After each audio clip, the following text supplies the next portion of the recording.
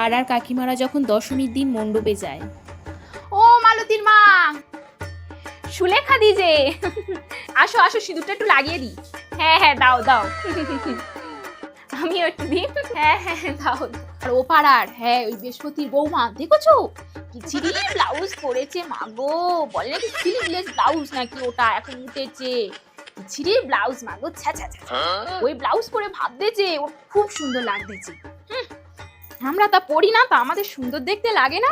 হ্যাঁ তা যা বলেছো, সত্যি কথা, বাবা কি করে যে পারে।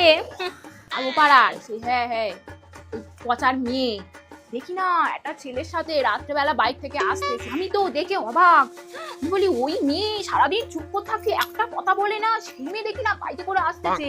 আমার বাবু কোথাও যায় না, সারা দিনটা ঘরে বই নিয়ে মুখ বুজে বসে। আমি তো বলি বাবু একটু বাইরে যা বাইরে যা, একটা কথা শুনবে না, সারাদিন বইয়ে মুখ বুজে বসে থাকবে। কি বলবে বলো, এই পুজোর সময় একটু বাইরে না বেরোলে হয় বলো?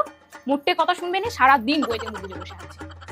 আমার বাবা মেয়ের ওইসব আমি করতে দিই না, আমি বেরোতেই দিই না। যেইখানে আমার মেয়ে যেইখানে যাবে সারাদিন আমার সাথে, ওর কোনো বন্ধু নেই কোনো বান্ধবী নেই, যেইখানে যাবে শুধু মা মা সারাক্ষণ।